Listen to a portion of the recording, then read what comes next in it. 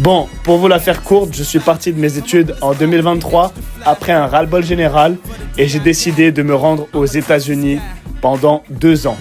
Ça a été 2 années incroyables où j'ai vécu des dingueries, où j'ai failli d'ailleurs mourir quelques fois, mais j'ai aussi expérimenté des choses dignes d'un film de renom. Les gars, ça a été 2 années de folie, comme vous pouvez le constater. J'ai eu l'occasion de vlogger un petit peu là-bas. J'ai notamment vlogué mon arrivée aux États-Unis, que vous retrouverez sur mon ancienne chaîne, que je vous mettrai en lien.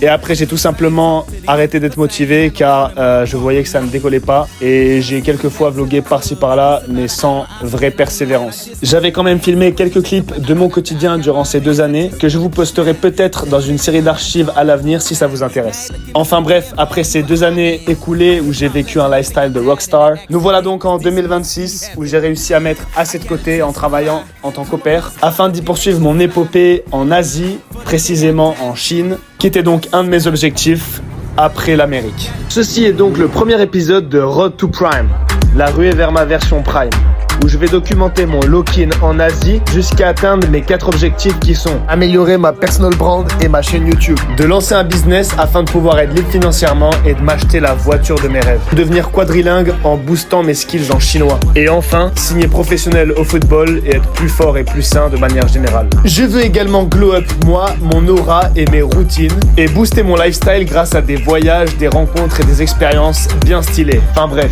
atteindre la meilleure version du Lovis, c'est-à-dire Lovis Prime. What do you do for a living? What do you do for a living? C'est le début du grand voyage avec ma valise.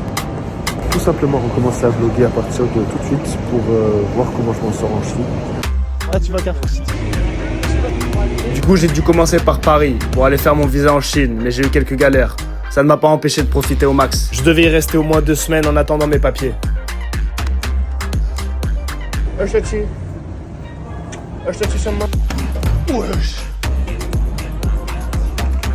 il y a Louis Pablo, stylé, casquette chemise. Déjà, ça c'est chelou. Après Paris, il fallait que je me remette en forme pour le foot.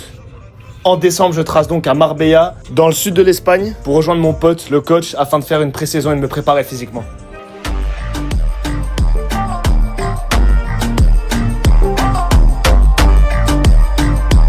Droite, gauche, gauche.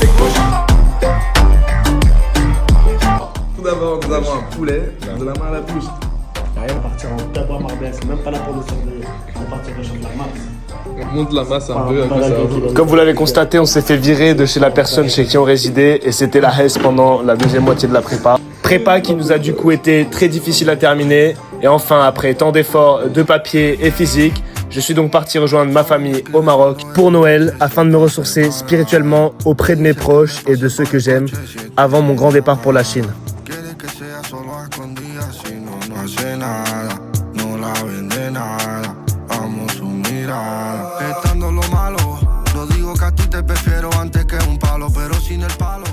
On a également fêté le nouvel an à Istanbul en famille et c'était vraiment une sacrée découverte, même s'il faisait très froid. Mais je vous le dis, la Turquie vaut le détour.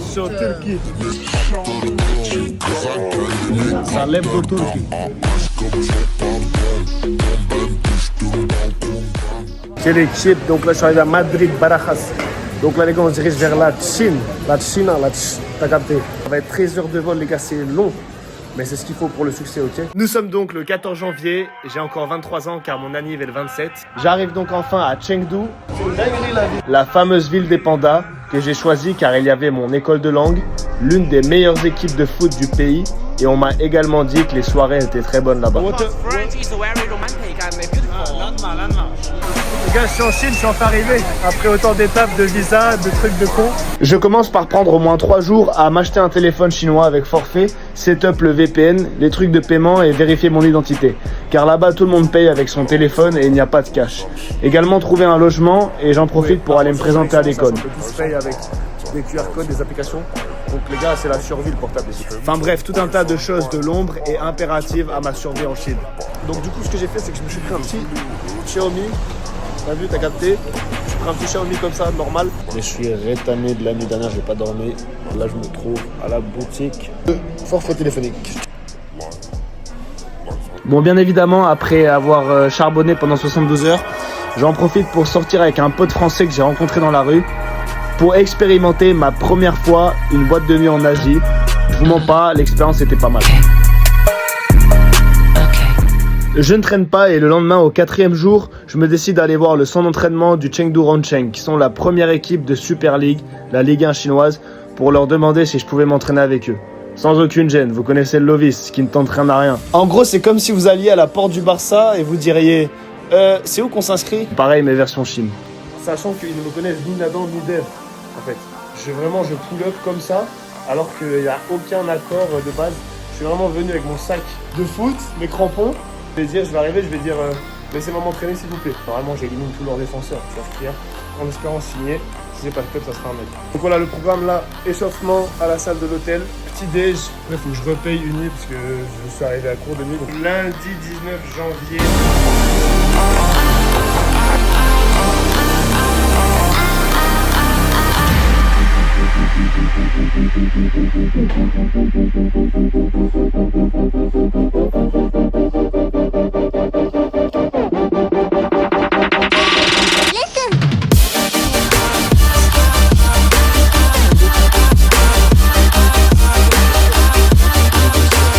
Bon, normalement je suis rentré là, donc on va voir ce qui se passe. Je vais faire mon discours. Vous verrez donc la dinguerie qui m'est arrivée la semaine prochaine. Je vous donne alors rendez-vous dans l'épisode suivant. N'hésitez pas à vous abonner pour suivre l'intégralité de la série. Likez et commentez pour me dire qu'est-ce que vous en pensez et qu'est-ce que vous pensez qui va se passer la semaine prochaine. Allez, je vous fais une bise d'ici là. Profitez et c'était Lovis Prime. Ciao.